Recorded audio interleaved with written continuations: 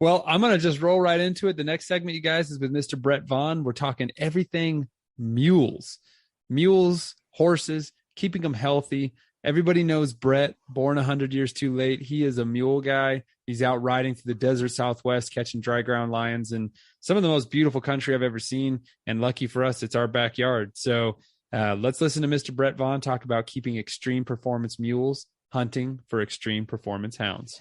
What are you doing to keep a mule in like tip-top shape? What do you think the most important things? And you don't have to get super into the specifics, but I know you take good care of your animals. What are you doing, thinking about all the time to make sure you keep a hunting mule hunting? Well, I mean, of course, worming them twice a year. I try to worm in the spring and worm in the fall. Where do they get worms from? Probably eating their own crap out there, picking around. Where like insects lay eggs in there, yeah, and then they eat it, and then if dirty feed or something. Yeah, and then if they don't look like they're coming clean, then worm them again 3 weeks later and try to rotate your wormers. I use the Xtreme, and then I'll rotate to that other stuff that comes. I forget the name of it right now, but. You rotate the wormers, and you can tell by looking at them. They start to draw down if they're wormy. Well, their hair gets coarse. They don't look like they're thriving, that they're doing good. They're not real. Look just like your dogs. Sure. Will look the same, and they're not getting all the benefit of their feed. And of course, you're riding that rough country. You're riding your big circles every day. You got to keep shoes on them. For the most part, I've rode Agnes for the last 2 years without shoes, and but I haven't been able to hunt as hard as I did in the past. So I don't know. I've heard guys say they've had mules that didn't need to be shod. Every mule I've had to be shod. Let's talk about shoes, because that's, and I'm going to ask questions that there's some people that are listening to this, they're probably horse experts and they're just like, I don't need whatever, but sure. I'm not a horse expert. You know what I mean? I'm not really, I know how to ride a horse, but I'm not like, a rodeo star, but sure. Why shoe them? What does it do for them besides the obvious of just like protecting that hoof? What just wears that hoof off, and gets down into their quick or whatever. So the weight of the sharp rocks, they just wouldn't naturally be in a place like that. They'll get bruised, and they wear that hoof off until it gets in the quick or whatever, and they get sore footed. Is it good to have? If you had a mule with like longer hooves, do you think you could have them unshod and ride them through there to grind? Well, then they're liable to break off. They break off, and if they break off too far, then they get sore footed. It's like the quick of your nail. Yeah, right? Yeah. And you try to keep them. A good farrier is what I'm hearing. A good farrier, and for the mules, maybe you don't need such a good farrier, but you have to have a willing farrier, one that's really willing, because I've heard before they said, it's not that mules kick and horses don't, it's just that mules hit what they kick at. So, but yeah, a lot of the the fancy farriers, they don't want to crawl underneath a mule. Really? Well, yeah, they get, I don't know. Yeah, and they don't have to be, they have to be what I call cowboy shod. They don't have to be. I mean, I rode roping horses for years, and we were real particular about how people, how they shod. Hoof angulation and all that stuff. Yeah, having everything correct. Wow. And with the mule, I'm not that worried about. Are you riding just at a walk most of the time? Most all the time. Perfect. Yeah, I'm really excited about that. I'm no galloper. Yeah.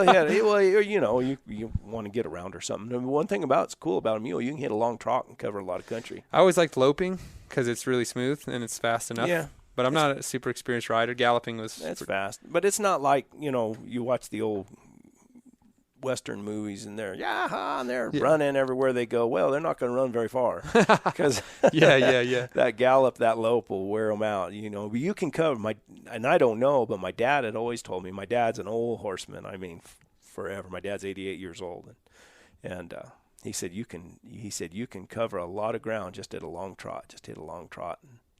And that's a really efficient gait. And yeah. Well, how fast do you think that is? Probably about 7-8 miles an hour. Yeah. Because in the mountains, in the rough country, just walking, I'll average a little bit less than 3 miles an hour. And that's on Agnes. She's not a real fast walking mule. And but that's all day long. Yeah. We can cover, 15, 20 miles at 2.8 because I carry my Garmin and I always reset it and I kind of check the stats. I love that stuff. Yeah, 2.8, 3 miles an hour. Now, I just traded for a mule that's gated. That is a fast walking sucker. Now, I don't know if it's going to help me at all, but I know I know for just like say I got plans if my plan works out and my business, you know, I have somebody run my business, I'm going to go and ride a lot of this country, you know, and not take any dogs with me, just ride the country. Can I come? Yeah. Because I love exploring this state. Try to so much to explore. Yeah. Try to cut sign to see what. Northwest of town? Yeah. Yep. Well, I'm going to go way up high. Oh, okay. Some of that more wilderness type country. Nice. And still in the desert though. Yeah. Well, high desert. Really. Yeah, high desert. Yeah.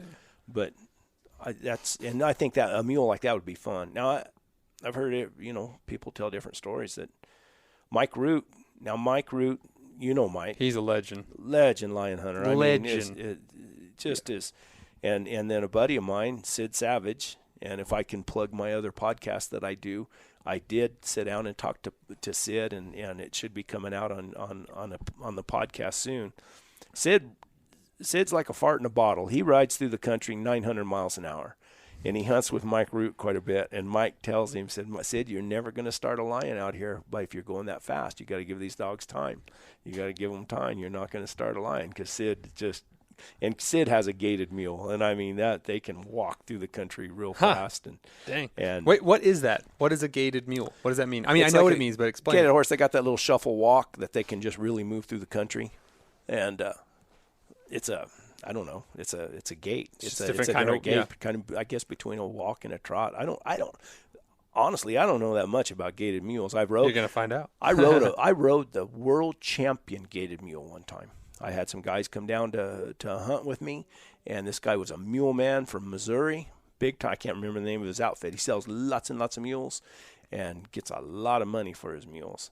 And he came and he said, here, get on this mule and ride this mule. And man, ooh, it's nice. Boy, you can cover so it's the worth country. It. Yeah, yes. I guess. Are they smooth too? And smooth, and you're just level. Is it trained or bred or both? It's bred. Okay. It's a walking style that they do. It's a gait that is bred. Got it. And and I took those guys because I had heard stories about gated horses, especially in rough country, that they don't get around very good. And, man, I took them. I tested them. I took them through some rough country, and they didn't have any problems at all. Let me ask you now, so we're talking traveling here, what is a reasonable distance to push a good mule? Like, not push, just what's a sustainable, extreme distance that you can hunt on a mule daily to have a good time and keep them healthy, keep them covering ground? I think 12 to 16 miles, I guess, a day. Pretty easy for them. And it depends on the country. Of course. If you're, this country out here that I hunt out here just west of the house, you can make 15-mile circles out there every day, and you're not gonna wear them out. That's sustainable. Up there in the big country, anytime I got over 15, 16 miles in a day, they're tired. Everything was tired. That's up, down, canyon land, though. Big, steep. Yeah.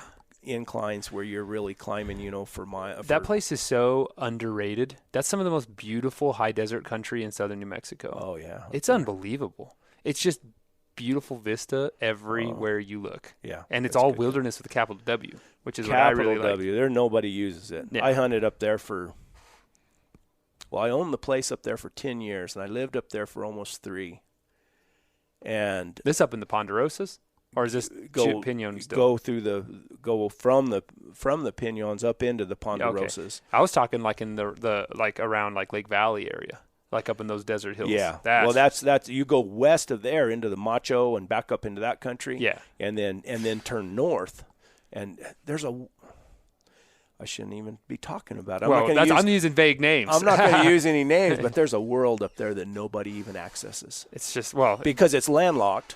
Yeah, they can't. There's the public access has to go through private to get to it, and you got to know how to get in there. Good thing you're a lion hunter. Yeah, I got invites or permissions, I guess you should say, for most of that country, and yeah, it's amazing. It's a world up there. I mean, and that's where I'd set my tent up, and I had like 5 different ways to access that tent, where I could park on one side and ride into it, spend the night, and ride out, and I was too busy. What are you feeding your mules? I just feed them. I don't feed them fresh cut green alfalfa. Does that bloat them? No, makes them stupid. Okay, break it It down. affects their brain for the most part. How? It just makes them what we call high. They're just it's like not high, yeah. And then Agnes, she's a real calm, easygoing mule. Nothing bothers her. I've had those fool's quail. What do you call them? The Montezuma quail. explode underneath her belly, and her not even. They're so dumb. Not even blink. Just keep on walking, and I can get off of her and drop the reins and walk. I come back an hour later, and she's might be 10 foot away from where I dropped her. She's real easy Wow. to get along with. Awesome.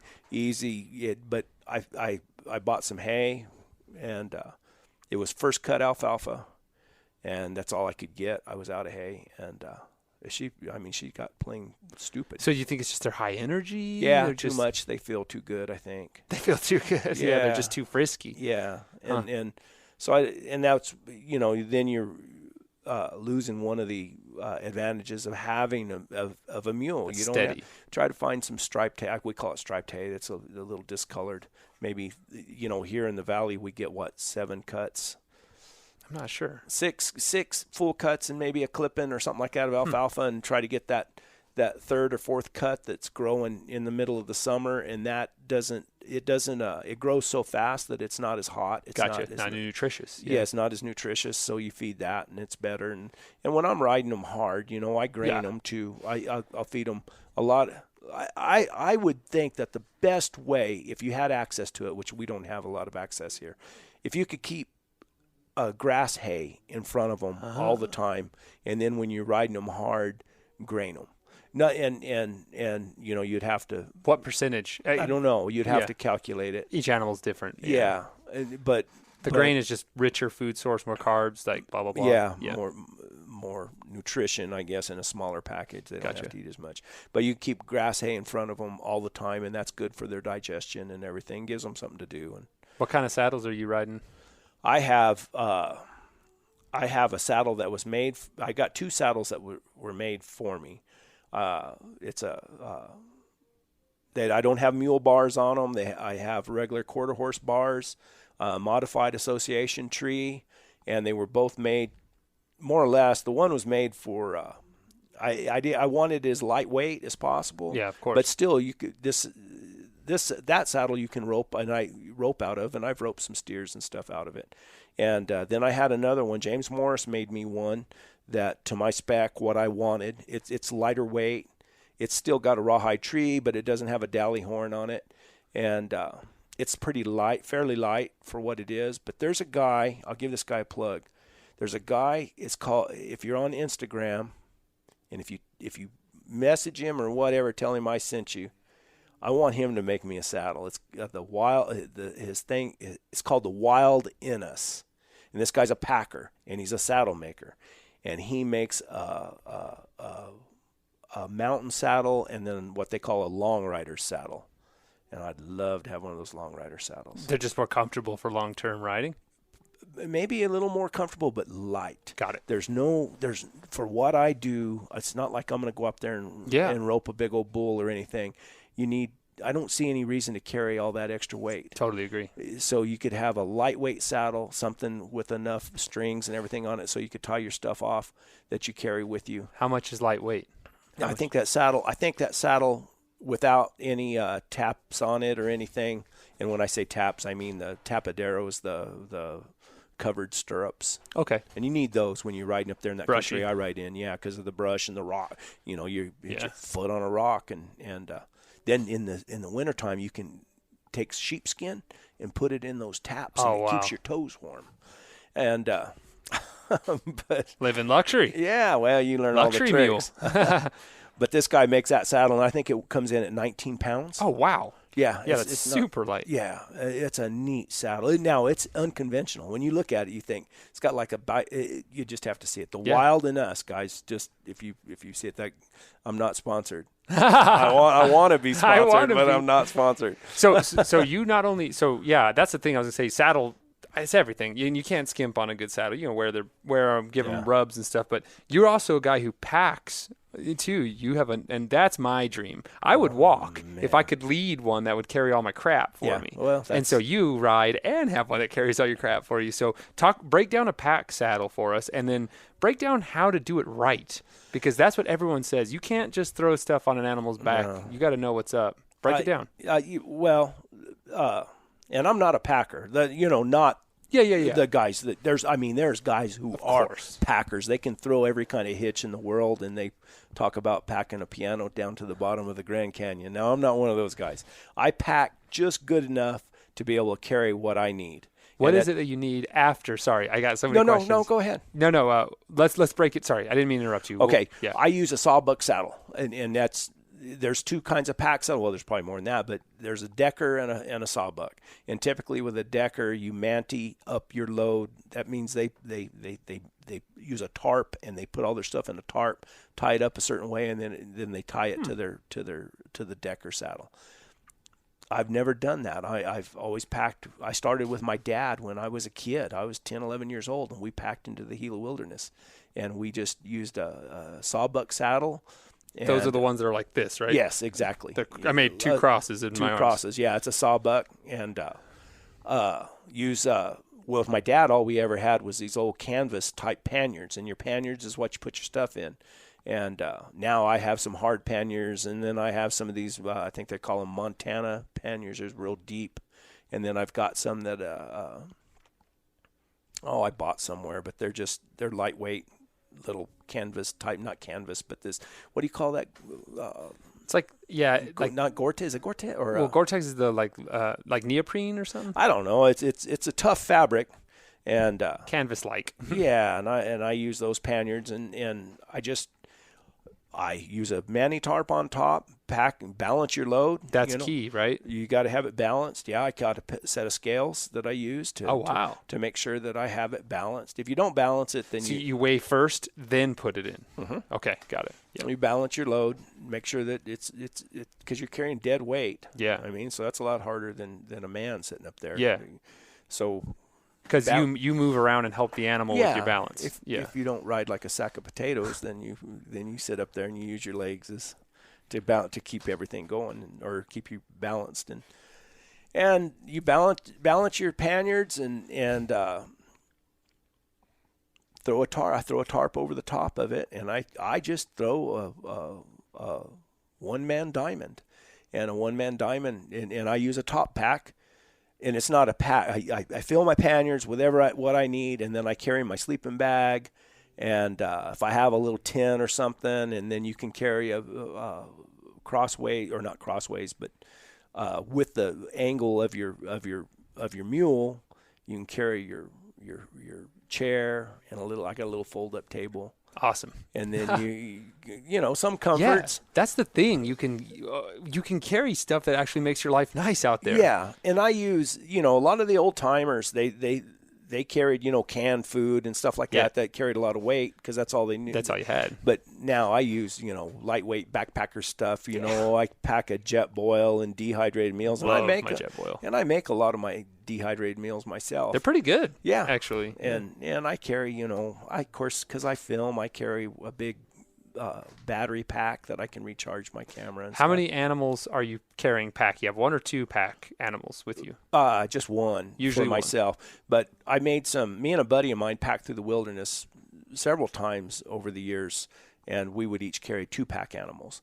But we carried pellets pellets to feed the that was going to extra say, feed. What is a good weight, a sustainable weight for you? And you're just doing say a 2 or 3 day trip. What's a sustainable weight to load up your pack mule with? I think they carry 140 pounds, 150 pounds pretty easy. And that's is that easy or hard to do? Like when you say 140 pounds, is that you having to cut your toothbrushes off to make sure they cut weight? No, I don't ever. It's do easy to stay under 140. Easy, Do you pack feed for them, or are they going to graze? I'll pack pellets, and then you try to hobble them, or I stake them out, out one mule and hobble the other one. What does hobbling mean exactly? You tie their front feet together. Got it. It's a set of hobbles But let me tell you what, now they'll hobble off and leave you in the middle of the night if you don't have one tied up. It's going to keep them anchored. Because the other one will just not leave the other mule, right? They'll just stick around. Yeah. Now that Jet Johnson, a mule of mine, he'll lead them all off, and you'll go hunting for. We lost him for like 3 or 4 miles or had to go backtracking, and that sounds like a nightmare. It was. Well, we heard him leave in the middle of the night, and me and a buddy of mine, I looked at Juan. I said, "Dad, gum, those mules left." And he said, "Well, I ain't getting up."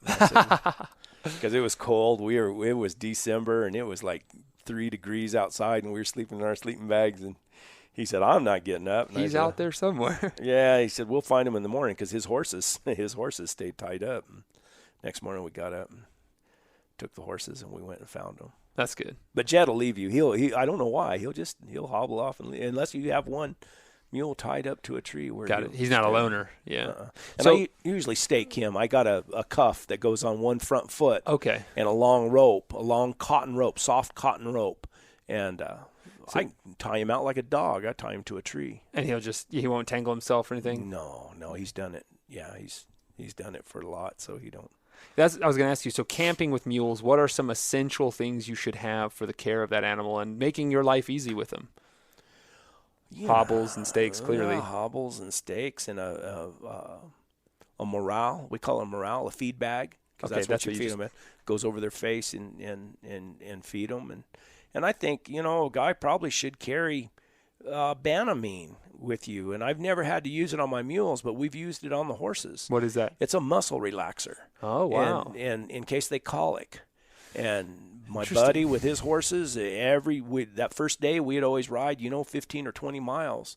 And that first night, it never failed. At least one of his horses would tie up or colic.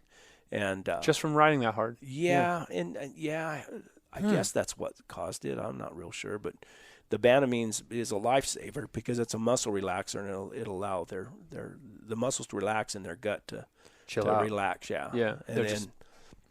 And it's best. Now, a lot of guys would give it in the vein or in the muscle, but I don't. I think you need to be able to learn how to hit the vein and put it in the vein. What about hydration for them? Because we live in obviously a really dry area. How often should you be watering a mule if you're just a normal hunt where you're just walking them or whatever? What is talk about how you keep them from getting dehydrated out there, and how long can they go comfortably without water if you're just normal stuff? I offer them water every time I come across it. Yeah. I'll offer them. But mostly they'll just drink morning and night, and typically not even morning. Wow. They'll drink at night. They are tough. Yeah. And some mules, like a buddy of mine came down and hunted with me, and he had a mule. I guess I can say the mule's name. You said it doesn't matter. They called him Shithead Ned. And that mule drank lots of water. Every time there was a little puddle anywhere, maybe he's super smart. Yeah, he was a character. He just drank lots and lots of water. Shithead's pretty smart. Yeah, because that's something I always thought about is, I'm sure, you're hunting in the winter. You're not hunting in the hottest part of the day where it's dangerous for hound too. But I was just curious if you had to pack water for them, or you always make sure you're hunting around tanks or something where they can come down and drink. Sometimes I'll offer them water because I pack water. When I was hunting, I started here a couple years ago taking a pack mule when I was just hunting, just day hunts. Yeah. I wasn't staying out. I would take some extra stuff, and then I didn't have to carry my saddlebags on the back of my mule. One of the worst things you can do is get these oversized saddlebags that some of these outfits sell and pack a whole bunch of weight on the back of your saddle. Well, you're packing weight on your mule's kidneys, and you can soar your mule up real fast. So I've got some big old saddlebags that go back there and everything, but everything in it's real lightweight. And when I take a pack mule, I don't put that. I don't even carry it. I don't even carry nothing back there. Maybe, my jacket's rolled up and tied behind These are the kind of tips I'm looking for. You would never even think that. Yeah, no. A lot of guys, you'll see them packing all this stuff, and I just don't. My saddle animal, I try to keep it as light as possible. So when you're hunting, say, 3 or 4 days, are you alternating between who's packing and who's riding? No. So you ride the same one? I ride. A lot of guys do, though. They will. And possibly, I've talked about this on my YouTube videos a few times and some live shows that I've done, that eventually I want to do what they call a long ride. I want to ride over 1,000 miles consecutive. I want to ride from here to Nevada, and I know it sounds crazy, but there's a thing called the Long Riders Guild. So when you've done that, then they induct you into the Long Riders Guild.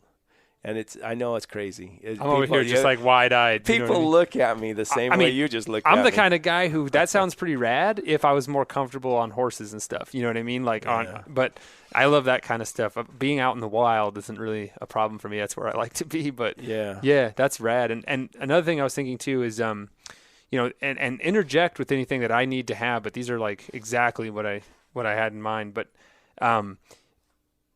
when you're is it better to take just, like a rider and a packer, or is it sometimes better to have a spare animal with you in case something happens, or do you usually just keep your team right there rock solid with what you're doing there? Yeah, I mean, really the only reason I started to take a pack mule is just to pack water on my day hunts. Yeah. If I'm hunting out here west of the river, there's no need to take a pack mule. You just take a saddle mule and take minimum stuff. You don't need all that stuff. Or up in the mountains, I never took a pack mule. I probably should have a lot of times, but we had access to water and everything, and it was just a day hunt. You were talking earlier about the romance. I like the romance of taking a pack mule, and there he is again. You're a busy man. Oh, no kidding. You weren't joking. I know. It's 6 days a week. You're running right through there. I wanted to ask you, is there things that you need to know when a mule's had enough? How do you know when it's time to put him away? Because that's one of the biggest lessons I learned sighthound hunting, is having someone like Justin Heist to be like, you're done, son. Mule usually lets you know when he's done. That's how? That self-preservation. You're not going to, where a horse, you can push them till they die, and I don't think you can push a mule that far. You think they'll just resist? They'll just quit you. They just lock up or what? Just stop. Yeah. I heard that guy I was talking about, Sid Savage, and his, I think it was his uncle or something. They got way back off into the wilderness up there. They were trailing a lion, I guess, and got off in East Curtis Canyon. And East Curtis Canyon was always the place where you always ended up back there. It's just like that's where they go. Yeah. So and we'd end up back there a lot. And he ended up there, and his buddies or his uncle's mule quit him. And they ended up just spending the night back there. And they didn't even have any matches. They almost froze to death. That's a funny story. You'd have to hear Sid tell it. But he said, there we are. And during the wintertime, the sun never shines in East Curtis Canyon. It just doesn't shine in there. Yeah, it's too deep and it's a cold booger. And he said, and Sid sitting there, him and his uncle sitting there hugging. Got to do what you got to do. Next to each other. Sid saying, oh, I hope nobody rides over that hill and sees us. Brokeback Canyon. Yeah, that's okay. So they just lock up and quit. But how do you know? Because what are things that could cause a mule to quit? You can, they're just too overdoing it. Just feet, back. Well, they'll get sore backed. I guess that'll cause them. If you get them sore, they'll let you know one way or another. Either they can act up, or they just don't want to do anything, or they'll throw you off. I'd seen in your videos you were talking about Agnes had a sore back. You petted her back gently, and she kind of flinched out of the way, and you were like, "Oh, dang!" I always check their back. Run my hands down their spine, make sure that they don't have any bad sore spots. You push in pressure with your fingers. Just push pressure. They'll give a little bit. They'll always be a little bit tender, but not. You'll know when they'll just squat down and act like they're dying. Do you need to check their feet often? Yeah, probably. You be going down through there, and you'll notice you got a little hitch, and you get along, and they'll pick up a rock in their hoof, and you pull that rock out. Is it common for them to get sore-footed, or not really? If you're taking it without shoes, I mean, they'll get real sore-footed, but Jet does. Jet, you can't. I can ride him I can probably make 2 days. Riding 12 to 15 miles in rough country, and he'll be all right. But that third day, he'll be short. I call it short. They'll be short stepping. He'll be sore-footed. They just kind of, okay. Yeah. And Agnes, I haven't noticed it with her. I'm going to ride her again this year just as much as I can without shoes and see how she does. And there's lots of guys that just put shoes on the front feet of their mules, and they'll leave their back feet, bare. And I think there's probably 2 reasons for it. Maybe the mule's not easy to shoe, and their front feet are easier, and their back feet are harder, and also for traction, for grip, I call it. and they get more grip Gotcha. without any shoes. But you can take, and I've never done it. Every year I say I'm going to do it, because you get sometimes up on that slick rock and stuff, and you got shoes on them. They don't have as much traction, and probably should put borium on their shoes. You can, just with an acetylene torch, you can put some borium on It's their just shoes. a grip additive? It's like a hardener, and it gives them more grip, and it extends the life of your shoes. Interesting. I've pulled shoes off Jet before when I was hunting hard up there, where they were just paper thin. Whoa. Just wore them out, you know. And that would be his hoof. I mean, Yeah. that's incredible. I'm learning as much as the listeners are. I don't know any of this stuff, you know. Last question. Two last questions. I like to try to keep these segments as short as I can, because I love to ask a million questions. But what, if you could give advice to a young mule hunter coming into it on picking a good mule, and just anything I may have missed over, if you're just like, oh, you know, this is something you need to watch out for, Yeah. I think one of the old sayings is that a mule shouldn't be born until he's 10 years old, which, you know, if you're just starting out, you need to get an older mule, one that's been there and done it, and because a mule's longevity, their useful life, is longer than horses. How long is their useful life? I mean, Jet's 28, 29 years old, and I still pack him. But I don't pack him heavy. I don't ride him anymore, but I don't pack him heavy. Wow. It's hard to leave him. He meets me at the gate. I'm just saying, that's incredible. Yeah, so I pack him 28. light. Yeah. Wow. He's getting gray on his head and everything, but he still That's incredible. gets around, you know. And we were talking earlier about whether he liked to go or not. I don't know if he likes to go, but I don't think he likes to be left. Yeah, either. yeah. You know, I don't know. I like that. I think, you know, I would find a mule from a reputable person that has some age on them, has been used the way you're going to use them. I mean, don't find one that's just a ditch bank mule that, I don't want to say the wrong thing, that someone has just, you know, rode down the ditch bank for a couple miles every now and then and said, oh, this is a good mule. You want a hard hunting mule that's been there, done that. Get one that's been up through the hills, been rode off by itself. A lot of them get herd bound, you know, or herd sour or whatever, ride off by itself, and we'll travel. And make sure you get one safe, you know, that's not going to hurt you. That's one of my prerequisites is having a safe mule, because I hunt by myself. How do you know that? How do you know when you're buying a mule if it's a safe one or not? Because I agree with you. Well, that's why you got to get it from a reputable person. Gotcha. And what's a cost? Because that's another thing, too. And you got to ride that. I mean, you can't be scared. Because if you're scared, they pick up on that. Sure. And they, if you're riding out through there and you're scared of that mule, he don't know that you're scared of him. He thinks you're just scared, so he's going to be scared too, and he's liable to be stupid. Never would have thought of that. Yeah, they pick up on and they're just like, what's going on? Like, so I rode a mule. Matter of fact, it was the first mule I ever hunted on. James Morris.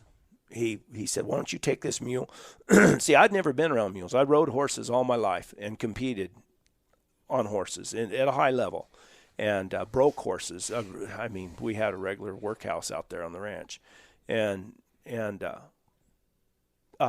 Hyatt had told me when I was hunting on his ranch, and he said, you know the way you hunt, and I was riding a really, really nice roping gelding. Matter of fact, I sold him for a ton of money, and he was out there, and I was, you know, busting rock on that nice horse, and he said, why don't you? He said, the way you hunt, he said, you really should think about getting a mule. And he said, get a good mule. Don't mess around. He said, find a good mule. He said, so James Morris, I had a mule out there, and I said, what about that mule? He said, take him and ride him if you want to. And I took him and rode him, and I rode him for about a week. And that mule, I could tell if he got you in a jam, he was going to take advantage of you. You know, if you got bowed out over the front end or whatever on him, or if, you know, something happened and you were half asleep on him and slop jarring or whatever, he's going to get out from under you. So, you know, he's just one of those mules that you rode him the whole time. You couldn't trust him at all. Yeah, you paid attention to him, and he never did anything to me. I rode him pretty hard for a week there, and he never did anything to me. But you could tell by looking at his eye, he was just waiting for the opportunity. And when I got back to James, I took him back to James's, and James's boy come out, and he looked at me and he said, you bringing that mule back? And I said, yeah. He said, he threw you, didn't he? I said, no, he never did throw me. He said, that mule's thrown everybody who's rode him. And I said, no, he never threw me. I said, but I never gave him a chance either. I mean, I sat right in the middle of him the whole time. That's the difference between you as a super advanced horseman and like me. If I was to pick a mule, how do you pick one that's safe? You know what I mean? I'd pick an old one for sure. Yeah. And one that, I'd go to someone who, let me ask you this. What's a reasonable cost for a really good old mule? Oh, my gosh. That's a hard question. Okay. Yeah. That's an impossible question. That's a hard question because the price of mules have gone absolutely bananas in the last few years. Time for donkeys. We used to. I used to tell everybody, man, if I couldn't buy a good mule for $1,500, I didn't want a mule, and because you could get them out down here, you could get them out of Mexico, and if they live through that program they put them through in Mexico, they're usually a pretty good mule. But I don't know. I've seen. I sold a mule. I sold that. I had a sorrel mule, flaxen mane and tail. Rode around like a horse. I mean, catch or lead, stop, back up, give. Wasn't that good in the rocks. Was a little bit sour. Didn't would get you in a tough spot and try to quit you, and you had to get after and make her do it. But if I was going to rope on a mule or anything, she'd have been the mule I'd have roped on. Mm-hmm. She rode around nice. And real pretty mule. You didn't have to wear a britchin, which a britchin is what holds your saddle back because mules don't have much for withers. And the way they're made, your saddle will slide forward. So you didn't. And she had a big set of withers on her, and so you didn't have to wear a britchin on her. And I sold her for $4,000, and I thought I was cutting a big hog in the hind end. And I was offered $5,000 before I delivered her. I delivered to a guy in Nevada. He met me in Nevada, a friend of mine. And I called him up. I said, hey, I was offered $5,000 for this mule, but I know I already told you that I'd sell her to you for $4,000. I said, I'll split the extra $1,000 with you. And I said, I'll give you $500 and I'll keep $500 and I won't have to make that trip up there. He said, no, I want that mule. So, yeah. And then I had a friend of mine that's he's a big time lion hunter, catches as many lions in the dirt as anybody around. And he rides a lot of mules and sells mules. And he told me, shoot, he said, you could have got $8,000 for that mule. So it's definitely not, this segment's going, and that's the thing. I always try to keep them under 25 minutes, but I'm going to ask you this, and I don't care. We're going to roll with it. Break down the advantages, disadvantages of owning the mule versus riding a buggy. What does the mule bring to the table besides the obvious, which is like, that romance we was talking about? Is that it? There's just I tell you a lot. What happens is you're out in the buggy. You can only go so many places. I mean, of course, you're not supposed to travel off the little 2 tracks that's on the existing roads. Yeah. And you'll see a place that you want to go check, a big saddle or something, and you got to get out and hike up through there. And on a mule, it doesn't bother you. You just go. You just point her and go. And then when you're on foot, you think, man, is it really necessary for me to walk all the way up to the top of that saddle, move those dogs up there? Is it worth it to go through all the expense of owning horses or mules to have that kind of mobility? Or because like a lot of guys I talk to are like, no way. They're like, I prefer to just buggy and walk, get as close as you can in the buggy and just walk to the dogs. I think it depends on where you hunt at. Yeah. Where there's a lot of places. I went up to Nevada and hunted up there and shoot, there's little 2-track roads everywhere. That's how it was in Canada. Yeah. Little 2-track roads everywhere. So a lot of those guys, and I got one in my buggy. I got one of those Garmin, what do you call them? Active tracks? Those drive tracks? Drive tracks. There you go. Those things are sick. I got one mounted in my buggy, and I can sit there and see where the dogs are going. And from what I take it, there's a lot of guys up there, they'll put their dogs down on a track, and they sit there and listen to them, and they look at the screen, and they watch the dogs go over, and they say, oh, man, they're heading towards old so-and-so. There's that logging road that goes up through there, and they go move on around and go up that logging road. And I mean, it's all whatever you want out of it. I would want to be with them like you are. Yeah, I like to be right there with them. I like to see what. And like you said, it's all about the terrain. You can't do that in Canada. Yeah. You can't. You couldn't ride a horse through there if you wanted to. Too brushy. It's horrible. Yeah. The windfall on the ground is between 3 and 10 feet deep. Yeah. It's crazy. You can't even see the ground. Yeah. Most of the places we walk to, you can't even see the ground. Yeah. Well, that's like up in the Black Range up there in places. They haven't worked those trails. If they work the trails, that would be a super place to lion hunt, because there's old trails. If you get the old maps out, there's trails all over that country where it would be similar to hunting with a buggy, because you probably wouldn't be able to stay with the dogs all the time, but you could hit the trails and intercept them or go wherever they were going. Yeah. And, but shoot, the thorny locust and everything's so bad up there now, you can't even get Needs around. Needs a good fire. Well, that's what caused it, though. Well, When the fire went through there, the thorny locust is what came back. They're pioneer, up. Yeah. I mean, they're those herbaceous, spiky plants are the pioneers that come back. So, well, I mean, that's the problem, right? What'd you call them? Spacious, spiky plants? Herbaceous. Herbaceous. Yeah, so like forb-like. So like forbs are like weeds, basically. It's a weed, yeah. Yeah, but yeah. It gets 7 foot tall. Yeah, so they are the ones that pioneer species. They're the ones that always come back in those destroyed areas. Like goat heads, how they come back. How long do they last? Well, it depends, right? So like it depends on the rainfall. It depends when those conifers start coming back to choke them out, because they shade them out. It's going to be 50 years. Yeah. I mean, we're looking at a scale of, they're saying, well, they're not. When I say they're saying, it depends on the precipitation, the nutrients in the soil, but it could take anywhere from 100 to 1,000 years for those forests to recover after a brutal crown fire, where it burns the whole tops of the trees and everything, turns it into a hellscape. Oh, yeah. It can take 1,000 years to recover in some places. Dang it. Oh, yeah. We're dust. I'm not going to be around. Yeah, no, we got to think in geologic time. So. But I wish the Forest Service would at least maintain trails. Yeah. I mean, they talk about all the unemployment and all the welfare and all that crap. Why don't they get out there and That's what the Civilian Conservation Corps used to be all about. Oh, yeah. And maintain those trails. So we can use them. I agree. Oh, well. Brett, thanks for answering all my mule questions. Thank you.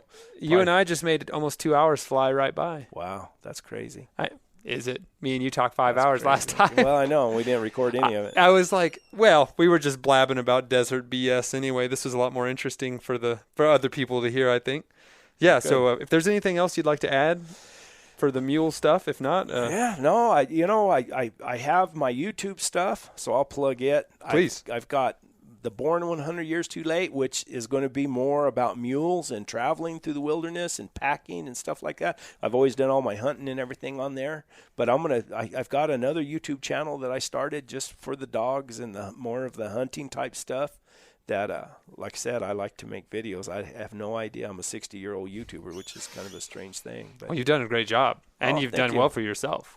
I enjoy it. I enjoy doing it. I enjoy sharing the real deal, or what I call the real deal, how hard it is. Yeah, and that's what I really appreciate about it. Yeah, it's not just, metal music playing and dudes walking to trees. And somebody shooting something out of a tree. Yeah. That's kind of the But you and I are both weird desert people that like to just be out there.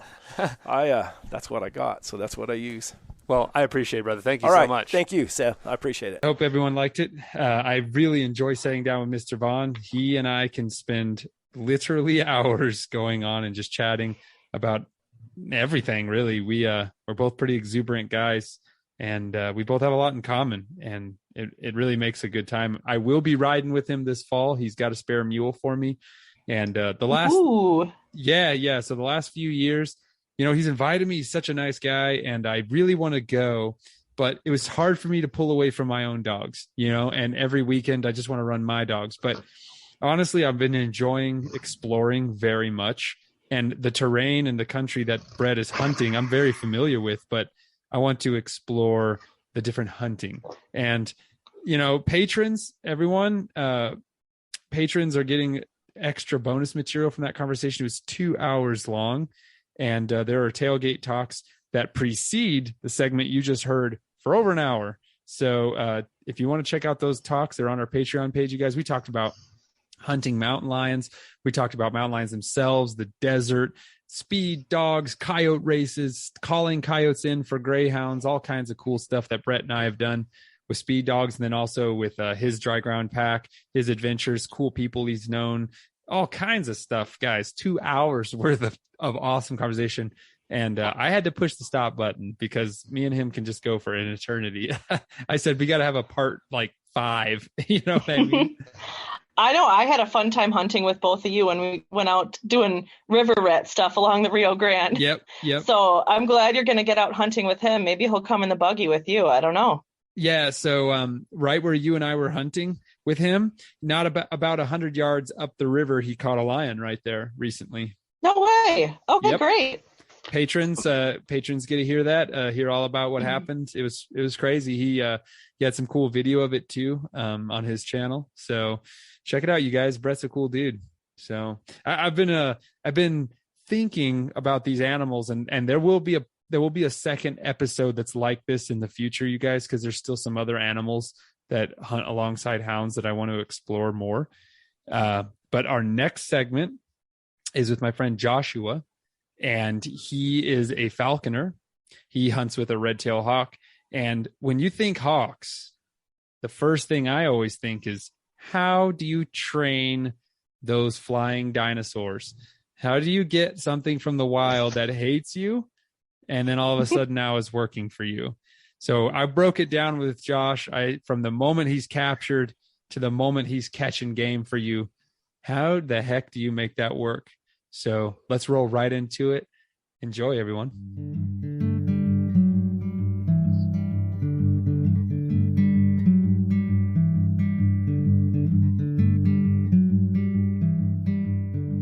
Joshua Poole, I can hear you. We meet again. Yeah, here we go. I do quite a bit of Zoom through work, so that background is just my background. I actually don't have a light in this room. So if I get like gradually darker where you can't even see me, that may be why. Is this thing going to be shown in video anywhere, or is it just the recording? No. Okay. If it was shown in video, dude, no one would watch this show because you'd have to look at my ugly mug the whole time. Same here. Yeah. Well, I don't think the video works unless it's like Joe Rogan style where they're together and you're watching them both, you know? Yeah, that works good if we're all in the same room, which you're clearly in San Francisco right now. Yeah. So that's like a going joke I'm an investment advisor, and that's a going joke with work. It's like, this is the best of the Zoom backgrounds that I've got. And in my opinion, and it's just the one that I started using, so everybody thinks I got the Golden Gate Bridge behind me. Just run with it, son. Just run with it. Hey, we had an error last time, everybody. I had a great recording with Josh. We were having a great time. It was long and awesome, and guess what happened? For some reason, it didn't save Josh. It only saved my stupid voice. So here we are, round 2. We're going to try it again. And for this episode, we're going to be breaking down the animals that help houndsmen succeed. And I just couldn't stop thinking about avian predators, birds, hunting with birds. And for this segment, I really wanted to focus on the main question most people have when they think about hunting with birds. How the heck do you train them? So I'm going to let you introduce yourself, brother. Give us a quick background, what you do and who you are and how long you've been flying and hunting with dogs, and take it away, brother. All right. Yeah. So my name is Joshua Poole. I'm in northern Oklahoma, just north of Tulsa. My background really it's rodeo. I come from cowboy culture and things like that. Then I got into terriers. So digging into terriers. All at the same time, I got into digging into terriers, bulldogs, which led into running hogs, and then I've interned with a company out of Tulsa called Torchlight Canine for a few years. I don't do that anymore, but just on training police dogs. So for detection, apprehension, bite work, things like that. Had a really good mentor for that, and we even went around the country doing what's called high-risk deployment seminars, teaching cops and their canines, putting them through scenarios, testing them and their dogs, and giving them feedback, things like that. Sweet. And then, I guess it'd be through one of my buddies that runs hog dogs. He also runs beagles. He runs beagles, really nice beagles. He trials them and stuff. And one day he messaged me about somebody coming out to fly Harris hawks on rabbits over his beagles. And I was like, yeah, I'd like to see that. So I went out there and there was 2 different guys there. They were both flying. There was 3 different Harris hawks. Kind of in the falconry world, we kind of call that I guess you call that a gang bang basically, but it's just a lot of hawks and a lot of dogs running rabbits. But I think they killed like 7 of them. Harris hawks are social carnivores, correct? They yeah, are a they social are. bird. Yeah, that's and cool. so people are it is cool, and people are inclined to fly them in what's called a cast, so multiple birds at a time. I think two's a pretty cool number. But anyways, I saw I saw that and I thought it was cool. So it wasn't my first. I wasn't all in. You know, I had all these irons in the fire between. I was still rodeoing at the time. I had the Patterdale Terriers that I was running free cast in the woods. I even had the bulldog and a stag hound at one point that I was free casting together in the woods, and they'd get into all kinds of trouble together. Yeah, and those dudes are legendary for getting into trouble. Yeah, so they get into all kinds of trouble together. And so at the time, I didn't really have time for falconry, but it just kind of ate at me. And I saw some other stuff on social media, other things that you could do with them. The real thing about falconry is it's not just about it's not just one thing. There's just so many aspects and avenues that you can go down with falconry. There's different ways to fly them. You can fly falcons from a pitch up in the air on quarry that you flush. You can fly like red tails and Harris hawks out of trees on rabbits and squirrels. You can fly what's called accipiters, which would be like your Cooper's hawks, your goshawks, your sharp shins off the fist. And then That's there's badass. even yeah, on all sorts of things. And then there's even what's called a ringing flight, where you turn like a merlin loose on a flock of starlings and it'll ring them up in the air, push them up, and then once they bail out, it'll cut through the middle of them and take on out. So there's just so many different ways to do it. Yeah, this is something I really need to. I know a man named Paul Domsky. He's actually been on the show before. He's one of the first people I interviewed for Houndsman XP. Supremely interesting man, and he flies. He has a goshawk and a peregrine falcon, I believe. Nice. It's some kind of Paul Domsky. He runs Sighthounds too, doesn't he? Yeah. Yep. Yeah. That's how I got to know him well. You know, we hunt together and we have a good time. But I'm gonna go out with him this fall. I really want to hunt ducks with his falcon. I think that'll be really cool to see. There's some guys around me that they fly in what's called what we call a tiercel hybrid. So a tiercel, if you hear me talk about a tiercel, it'll be a male of any raptor species. And the reason why they're called a tiercel is because they're a tiercel in some language. I can't tell you which one. It stands for a third. And so the males are a third the size smaller than the females. So these guys are flying tiercel hybrids. They're a hybrid between a gyrfalcon and a peregrine falcon, flying them on grouse, flying on things like that, chickens, but not all the time. Primarily flying them on ducks from 900 to 1,000 foot pitches. I probably saw over 70 ducks get knocked out of the sky this past winter. If you're listening to this and not thinking this is badass, you got to go look in the mirror and have a talk with yourself. This is so sick.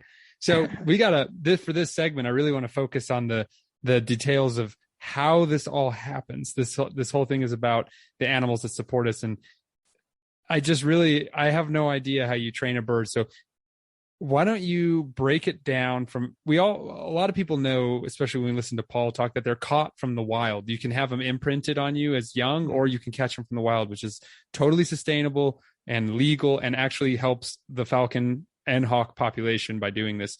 Break it down after you catch them. I'm just going to give you the floor. What happens after you catch them? How do you even get them to not just fly away? You know?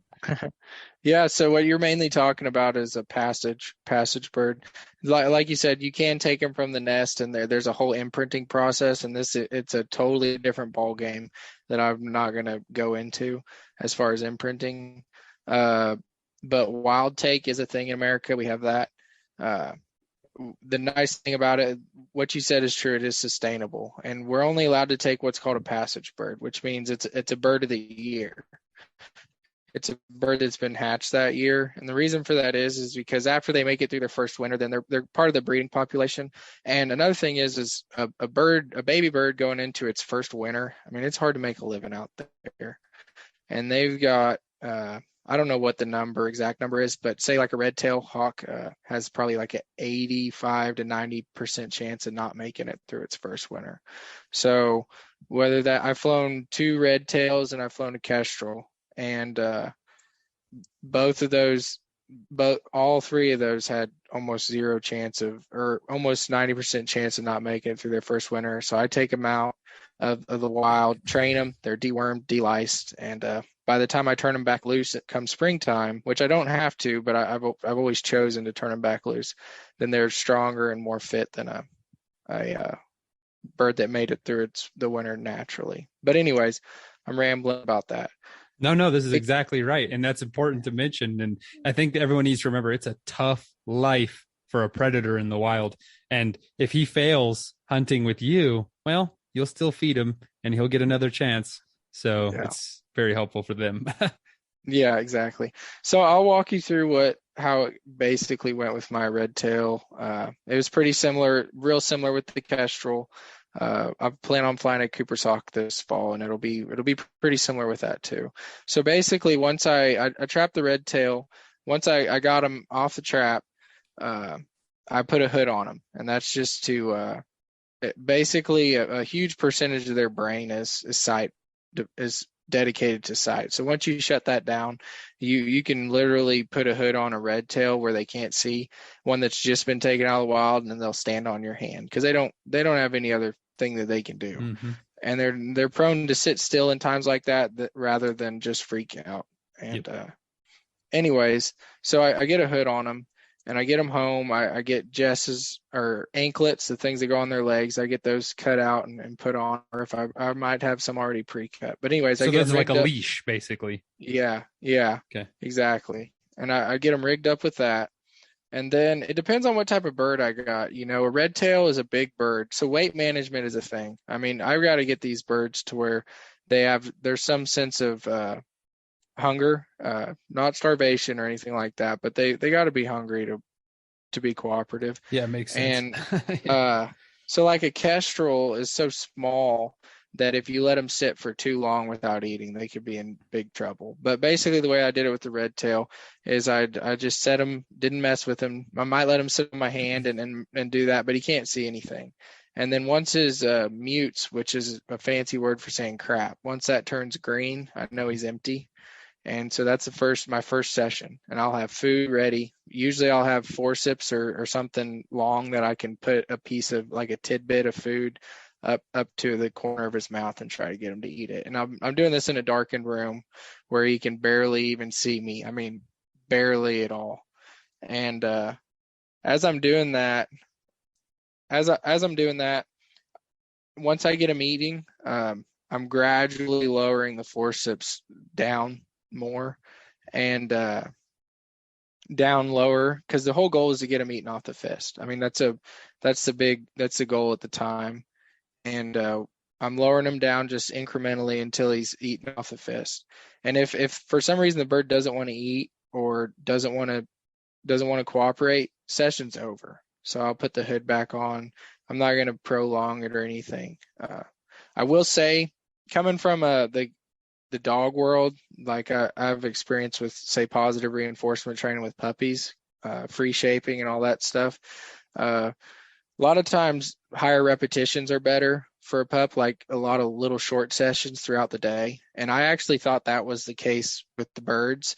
And I ran in, one of my mentors said, not really. I mean, the more times you can basically starve a bird to death feeding it every 2 hours and trying to work it, because that psychological hunger isn't there. So like one big thing I did with my kestrel is I was worried to death about not getting to eat enough. So I'd try to work it like 3 or 4 times a day. And it was getting hungrier because I'd cut it off whenever it wouldn't cooperate. I'd say, okay, session's over. But then I'd try again like a few hours later, rather than just letting the bird sit. And it may not even lose, it can lose more weight, but getting fed incrementally all the way down than it does in like a 24-hour period. And it could even be at the same weight in 24 hours, and it might even be hungrier because it's a psychological thing. But I'm getting a little bit too much in the weeds here. But basically, if the bird's not cooperating, session's over. We're going to put the hood on. They're not that smart. I'm going to take the hood off 15 minutes later. They're not going to connect it with anything, and I'm going to feed them up to whatever I want them to be the next day, probably a little bit lower, and we'll try again. That's how it works. So once I get them eating off the fist, then as this is happening, the lights are getting brighter, and I'll put them on a perch at some point after they eating on the fist and the lights are brighter. And the first step is to get the bird to step up on the fist. So what I'll do is I'll have like a starling leg or a quail leg if I've got quail, and I'll hold it up there, and the bird will take a bite, and I won't let go. And the bird will want to naturally put its foot on it to stabilize it, and then I'll just kind of pick it up. So the bird learns to step up on the fist like that. Some people will put a bird on like a sawhorse or a flat board and get them like to walk towards them, because the whole goal that we're doing now is trying to get them to jump to the fist. And so these are all preliminary steps. But after they're stepping up on your foot, then you're just holding it far enough away where they can't do that. They have to hop over. They've got to hop over at some point. And a lot of people, myself included, it's hard not to say that they're just they'll lean out and they'll almost fall and they'll catch themselves, and they might still get the piece of tidbit that you got on your glove. A lot of people stay at that part for a long time, and they won't just say, okay, they think, oh, they'll pull it out and the bird won't hop, and then they'll put their fist closer. And that's whenever you start teaching the bird that it can dictate what you do, basically. So once you get the bird hopping to the fist and it's going well inside, then I'll move outside and I'll have a long creance, like paracord or something like that. Some people use braided mason line, but I use paracord with my last bird. But in my front yard, I live on 10 acres out in the country. I got a big mowed front yard. I can do all my creance work out there. And I'm just trying to get some distance in between me and the bird, get them coming further. So once they learn to hop up, you're using the same command to get them to come to you, and they're leashed up so they can't just fly away right now, right? Yeah. Okay. Exactly. The creance is that long leash, a long line, basically. Okay. Yep. And a lot of times, a lot of people there's some falconers that will say, once you turn around, they're already coming to you, they're ready. And I won't take that. Like if my bird comes to me, especially my red tails, at least, if my birds comes to me and I didn't call them, I'm not feeding them. They gotta, and that's just something that I think is important. That's something that my mentor, Daniel Murray, has me do. If they're coming to me, they don't get fed unless if I whistle at them, basically. But makes sense. As I'm doing this, I'll introduce what's called the lure. The lure can be anything. I like it to be at least with the red tails and probably with the Cooper's hawk and most every bird I fly, it's going to be big, heavy, something they can't move around a lot with. And my first introduction to the lure is going to be the bird sitting out. First, I should explain what the use of the lure is for. I'm going to use the lure at least with the last birds that I've flown as a trade-off. So whenever a bird gets a hold of something, they're predisposed to not want to turn loose of it. You know, they're not real fond of the idea of giving up what they caught in the wild. The reason is because they've been robbed their whole life, whether it's especially a passage bird, whether it's in the nest, whether it's from other predators or other predators out in the wild from the point of leaving the nest till I've got them. And they don't want to give it up. So I use it for the trade-off. I also use it if they're way, you can swing the lure and it's just more visual, and they're going to be more inclined to come to the lure because it's farther away from you. Because at the end of the day, they don't like you, you know, and they just as soon eat away from you as have to come to you. So that lure is kind of just a way to get it away from you. So there's that. It's funny that they don't figure out that they can just eat somewhere else. They've like learned that you are the only one that feeds them, and they're like, I got to come back if I want to eat. It's interesting. They're opportunistic, you know. So they want that's the goal. If you've done it right, they've figured that out. I mean, and it gets harder with other things. Like this is a tangent, but you try to fly, say a wild trap peregrine from a pitch on places where there's a lot of catch, and they're absolutely going to go try to, or a lot of by catch I mean a lot of other things you don't want them chasing. like say meadowlarks flying around or something that they're just going to go chase, not the actual quarry you're chasing. So it can be really tough to get, especially like a long wing, which is a falcon that's flying from a pitch. Once they're up there 500, 700, 900 feet, they can see a long ways. So they can see every barn pigeon, everything that's out there. So they're seeing it a can lot be you're hard. not. Yeah. Yeah, it can be hard to keep those birds from going and trying to catch something. But anyways, getting back to it, the way I introduce the lure is the bird's sitting on a perch outside, tethered to the perch, and I just walk up and throw the lure out. First introduction with it, it'll be what's called garnished. That means it'll have a big flashy piece of meat on it that's zip tied hard to it so they can't pull it off of there. And the bird will look down there and jump, and I just walk off and I'll leave them alone. And that'll be the introduction to the lure. After they get done, they'll get back on their perch and I'll go and collect them and get the lure. But anyways, after I've done that a couple of times and they know what it is, as I'm doing those creance sessions outside, I'll pull the lure out of my bag and call them to it to end the session. So I'll throw it out there. And so what I did, what my sponsor had me do that all tied into this and tied into the trade-off, especially for the red tail. And I'll probably do something similar with the Cooper's Hawk that I'm going to fly this fall, but I took a dog dummy, just like one of those long retrieving dummies, and I wrapped it in rabbit fur and I put it on a string. And that bird's already used to seeing the lure come out of my bag.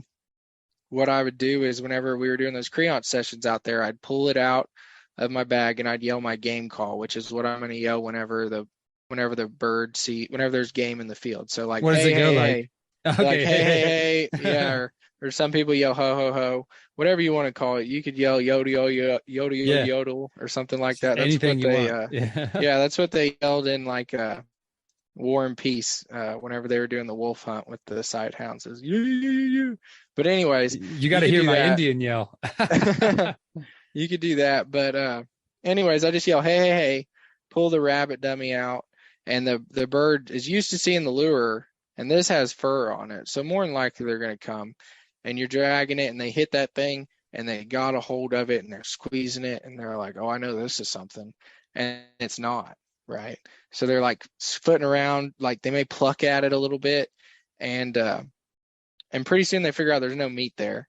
And once they open up they have a real disconnect from their brain to their feet. So you really got to pay attention to their feet. And once they open up their feet on that rabbit dummy and you can see they're not still clenching it, I'll pull out the lure, and it's already got that garnish. They know what that is, and it's already like plucked. It looks good. They're like, okay, heck yeah. And they leave that rabbit dummy for the lure. And then after they're done on the lure, and I didn't tell you this, but after they're done on the lure, I wait for the same thing. After they get done eating, I wait till they shuffle their feet are open, and then I offer them something on the fist, and then they leave the lure and they fly up to the fist, and then I put everything up. So after I do that several times with the rabbit dummy, all that matters now, hopefully the bird's coming to you immediately on the creance. It's hitting the rabbit dummy hard. It's trading off on the lure. Then you go to the field and you make sure that you can put a rabbit under your bird. I mean, I'm going to stop this real quick. I'm going to stop you real quick. This is what I want to know. So now you're taking him out into the field. You feel like he's ready. How long did this take from the moment you got him home and had the hood on in the dark room to you're good off the creance and you're ready to go out into the field and turn him loose? How long does this take? Honestly, it should take about, I mean, I'm not going to say it should take, I'm not going to make that kind of statement, but it can take anywhere from 10 days to 3 weeks or longer. What? I think fast. Most of mine were within two weeks, so about 14 days to 2 weeks. 2 to 2.5 weeks. That's crazy. Okay, anyone listening, I was not expecting that.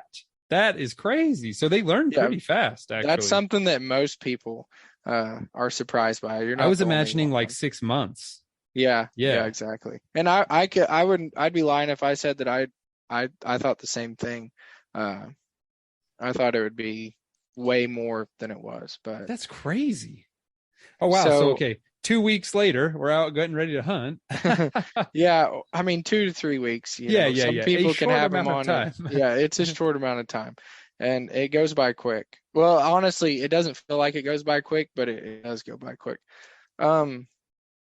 Yeah, as far as that first hunt goes, I mean, that's the one that matters, right? Because you were talking about how do you get them to figure out that you're the one that matters. So I'm out there that whole time. You know, I might work them at a certain time of day. At the same time, I'm out scouting fields. I know where I can go, and I can flush a rabbit immediately. And so that's what I do.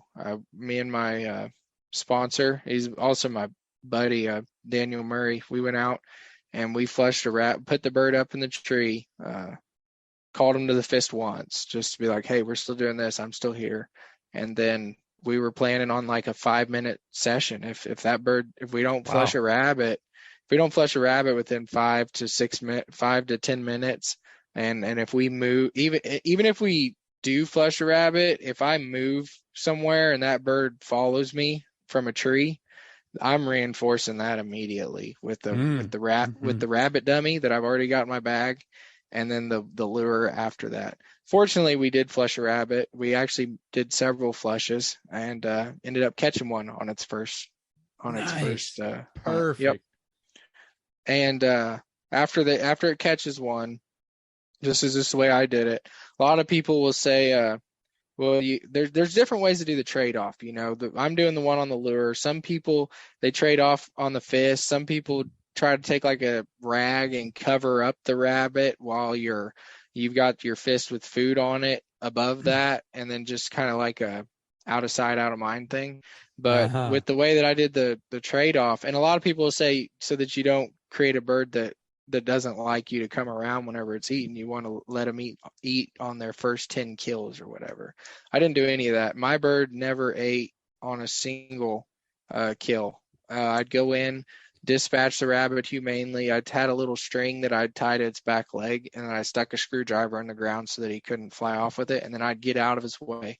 The bird would just sit there, decompress, relax. I'm not in there messing with him. And then he can pluck. That bird wants to pluck. So it's pulling at fur and stuff, but it's hard work. And about the time that it's plucking and seems to be really chilled out, I'm going to pull that lure out, walk up, pull the lure out, and throw it in front of him, out of reach, where he can't drag the rabbit to it. And he left the rabbit for the lure. And he got to where he would catch something and pluck. I always let him wait, you know, because if you don't let him wait, let him pluck, let him decompress, you can get a bird that'll turn loose to stuff that's already alive, that's still alive, to try to come to the lure and stuff. So, but that's basically how it went. That's awesome. We ended up catching, I guess, I didn't fly him as long as I could have. I had 2 bird dogs that I had to get ready. I've been running them all spring, so I quit him early, but we caught 63 or 64 head of game within I don't know how long, probably the end of, I guess it'd be the end of November till late February. So some people do way more than that, but I was pretty happy with it. So I got a few questions. Okay. Yeah. First of all, you said weight management. I'm going to get into the performance a little bit of this. This is a red tail we're talking here. Weight management. You're weighing this bird on a scale, and what are you're trying to keep them at that perfect weight because that's what they fly best at, or what? That's right. Break that down a little bit. So basically I'm weighing that bird every day. That's you trained him to stand on a little scale or something? Several times a day. Yeah. I mean, some people like train him to hop on that scale and stuff. I just put the bird on the scale. Usually the bird's hooded still whenever I put it on the scale, so I don't have to worry about it. He'll just stand there. Yep. Yeah, I'll just stand in there. And then I'm weighing him in grams. And so say that I go hunting, let's say I go hunting Saturday morning, and I catch I already know Saturday morning. I know about what I need to feed him to have him at the weight I want him at the next time I fly him.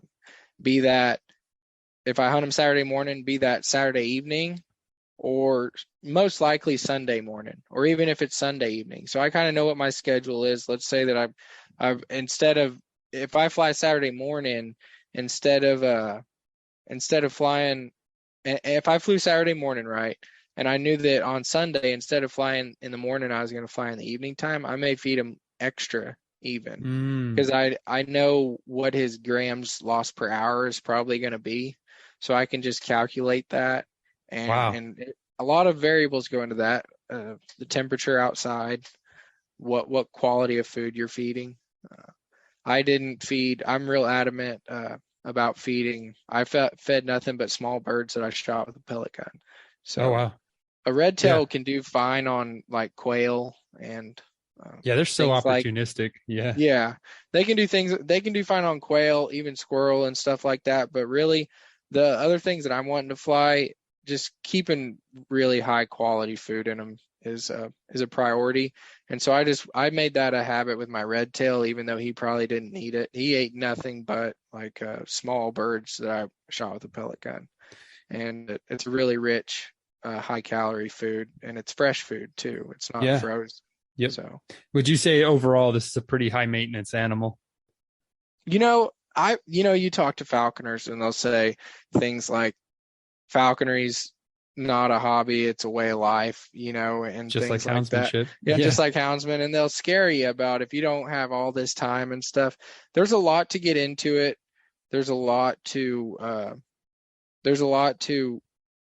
goes into learning about it, but once you get in a routine with the bird like my red tail, I mean, I wouldn't spend more than, outside of like an hour or two of hunting a day, I wouldn't spend more than 20 minutes dealing with that bird, maybe 30 minutes at the most. I guess that's the advantage of them being solitary and they don't really care about you. They're just like, here's my food. So you can feed them. You just make sure you know what they weigh. They're taken care of. You get them out to weather and things like that. And I say that, I make that joke about falconry being, I mean, I've totally upended my life for falconry. I totally changed the way I was gonna make a living. I've done a lot to make falconry what it is, but it doesn't have to be that.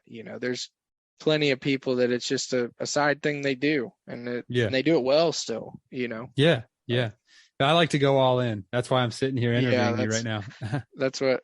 And I think that there's a real, Tyler Sladen, he's been on some podcasts. He's really seen what he did with his goshawk was one of the things that made me think, man, there's levels to this stuff. Like there's cool things that you can go and do. There's all sorts of cool things.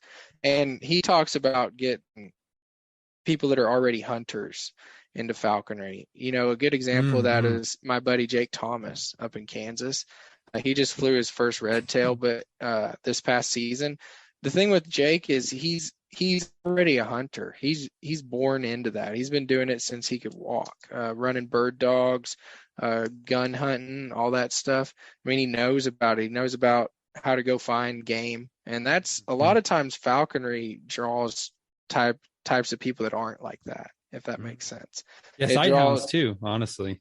Yeah, so it can draw a real type of people and there's nothing wrong with it. They're great people, and a lot of them become outdoorsmen. But people like Jake, all he's got to do is figure out the bird, and he can go find game. He's been doing that since he's a kid. So that's a cool thing that I've heard. It is a really diverse community for sure. Yeah. It is. And I really like that. And I think that's the future of our lifestyle in general, is bringing in new blood, breaking the stereotypes. We have so much to cover, guys. We need to make a part 2, Josh, because there was so much that you and I covered in our last talk that I want to make into another episode. So, but I wanted to cover the training and getting these guys out in the field. So Josh, if there's anything you need to cover, brother, now's the time. And thanks, man. Okay. Appreciate it. Yeah, about getting them out in the field. I don't know that I kind of walked through the whole thing with getting the red tail out in the field. The way that I plan to fly my Cooper's Hawk, which I should throw out a disclaimer that I'm a first year general. I should actually get into how you get into falconry, basically. The way that it works is you've got to have a sponsor, someone that will agree to be your mentor for 2 years. They oversee your training. They oversee how all that works. And you got to take a 120 question test. That, at least that's how it was for Oklahoma. I don't know how it is for everywhere else, but that's how it is for Oklahoma. And then you have to build a Muse, which is basically a glorified hawk house. And after you do that, the game warden has to come out and inspect your facilities. And I guess I should just draw a disclaimer that you're an apprentice for 2 years, and I'm coming to the end of that. So I'm still a baby in falconry. So anything I say, there might be some falconers out there listening to this, like, what? Listen to this guy trying to talk about falconry whenever he's only been doing it for 2 years. But I came to you because you're interesting and I like your story and you're a cool guy. So yeah, you know a lot already, and I really appreciate it. And I'm really glad you actually brought that up, because you can't just like go out and catch one and do this. You need to like go through all the proper channels, do it safe, and you owe it to the wildlife, to the hawk, and to yourself to make sure that you go through all these channels. So yeah. Josh, thank you so much for coming on the Houndsmen XP podcast, brother. I really appreciate it. Let's do a round 2. There was so much that I also really want everyone to hear about. Your flying, your hunts, your cool stuff, combining with the dogs. There's so much more to talk about. So, but thank you, buddy. I really appreciate it. You follow your hawk, I'll follow my dog. Yeah, that sounds good. And I appreciate you having me on. We'll see you later. Yes, sir. I wonder if anybody does any falconry in Wisconsin. I need to look into that. New Mexico is huge for falconry, I've learned. And so although Joshua doesn't live in New Mexico, he is planning on coming here because it's amazing. Like, we have our own falconry seasons that get to go before gun hunters do for waterfowl and upland game. And the culture is huge. Yeah. The culture here is huge. So I'm going to experience more of that too. We've had Mr. Paul Domsky on the show. He was one of the first people I interviewed because he's a supremely interesting dude. And he also flies multiple kinds of birds, hunting multiple kinds of quarry. So he's and he talked about it in his episode. So he's also obviously a big Saluki hunter like I am. And well, I don't know, we're just jackrabbit crazy idiots. Well, I'm an idiot. Paul's not. So I hope, everyone, we have more segments to come next month. I had to cut it off, you guys. I don't want these episodes to be 3 hours long. It's really easy. The biggest problem I'm having with All Mixed Up is making them shorter, because I like talking to people. There's so much to talk about. I agree. There's like, we have so many different things that we can cover. Yeah. But out of a mule or some type of falcon, what would be your choice? I know. Well, Lizzie wanted to be a falconer for a while. Maybe she was kind of thinking about it, just kind of toying with the idea, but that's something you got to go all in on.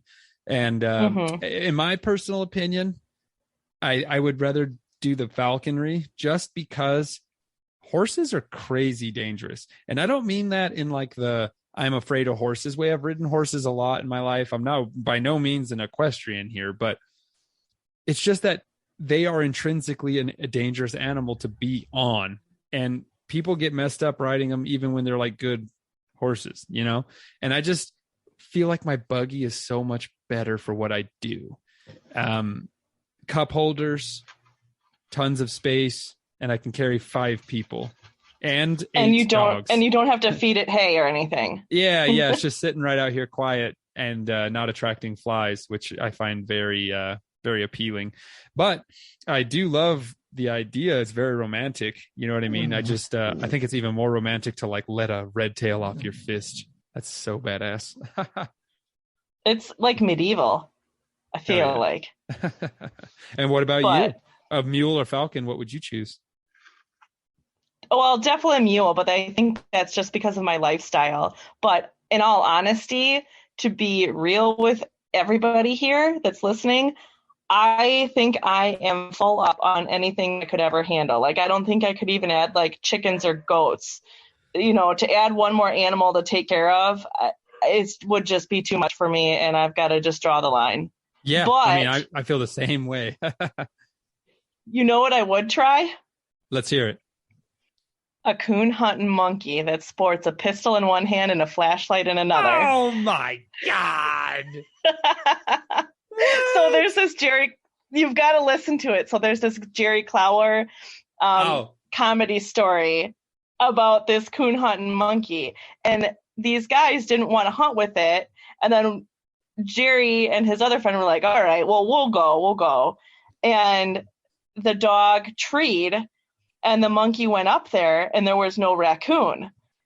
And all of a sudden there's a shot, and the dog's dead. And then the owner of the monkey was like, the only thing that monkey hates more than a coon is a lying dog. Like a slick trained dog. Oh my gosh. So could you train an animal to go up there and actually engage a coon? I wonder. In all seriousness. I mean, with a pistol, I don't think a monkey with a pistol. No, not but with a gun.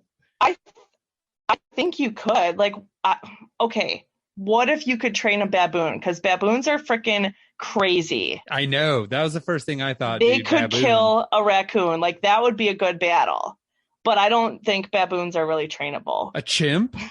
You know what I'm saying? Yeah. A chimp? Perhaps. I mean, they're super trainable, Yeah. but obviously owning a chimp is out of the question. So here's something cool. Oh, okay. Well, I'll wait. Do you have anything else to add to your pistol wielding monkey? I mean, maybe it could use like carry a backpack or something, like Dora the Explorer. I don't. But that's all I've got. That's it. I just wanted to joke around and say that's the only animal I would add. Here's the animal I'd like to hunt with. In all seriousness, it sparked my interest when I first started working for Houndsman XP, representing coursing dogs. An elderly fan, reached out to me from clippings from a Field and Stream magazine, I believe is Field and Stream, from a long time ago, back in the 60s, I believe. It's been a long time. And this gentleman hunted in places that I still hunt today with a cheetah. He got two cheetahs. Way. Yes, he got two cheetah brothers from Namibia, brought them back to the States in the late 50s, trained them, and hunted pronghorn, jackrabbits, and coyotes with them. And he ran them in the same field that I run my Salukis today. So what would he do once they caught? Would he just like put them on a leash and tie them up like a dog? Yeah. But he was just talking about how, they're not dogs. And when they died, he did not want to do it again. So I believe him, but I still would want to experience it. He said that thing was hell on jackrabbits. And cheetahs are, let's be real here, okay? Dogs are long distance animals. They're incredible at running long distances, obviously. But cheetahs are a superior running animal. A dog, when they're running, they're pumping their head quite violently, especially sprinting breeds like greyhounds and whippets.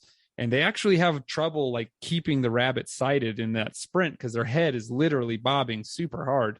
But a cheetah, if you watch slow motion of them running, just like a hare, their head is like super steady, like a gyroscope when they're running. And that spine is just whipping behind and moving, but that head is staying very level. So they can keep a good eye on their prey when they're chasing it at insane speeds. And so if he didn't catch the jack in under 45 seconds, he'd give up, is what he said in the article. But he would catch a lot of jacks. If you think about it though, that makes sense. I mean, cheetahs have been around and have been naturally selected for longer than these Correct. Domestic dogs. Absolutely. So, and a cat is just a better animal to utilize the double suspension gallop because cats are super flexible and dogs have a very rigid body. And so, cheetahs really are superior at the double suspension gallop, which is the gallop that all the fastest mammals use: cheetahs, gazelles, hares, and sighthounds. So it's pretty rad, and that would be so awesome. He said that thing could catch coyotes easy. One of them ran through a fence and never recovered. It got hurt, and it just was never the same afterwards. And, he said it's kind of sketchy to take their prey away from them. They catch something and you try to take it away from them. They don't really like that very much. And they can really hurt you, and they're just not dogs. They don't want to please you really. They're cheetahs are very dog-like compared to other cats, and males commonly live in coalitions in the wild, but where brothers will live together for their whole lives or until they're older, much older. But even still, they are just not Strider. They're not Comet, and they're not Calypso. You know what I mean? Yep. They're certainly not Pronto. Well, the golden, Lauren, the gold boy. He is Well, that's Strider, actually. Pronto's the king of the prairie. He's the king of the prairie. Got it. All right. Hey, that's all I got, everyone. I hope you enjoyed All Things Mixed Up. All Things Mixed Up. That's a combination of All Things Considered and All Mixed Up. I have done that more than I'd like to admit. I'm rolling with it. I like it. Lauren, is there anything you want to add? No, just you guys stay involved. Check the links for ways to get involved, and stay tuned for next time. We'll see you all next month, everybody. You follow your hounds, and I'll follow mine. See ya.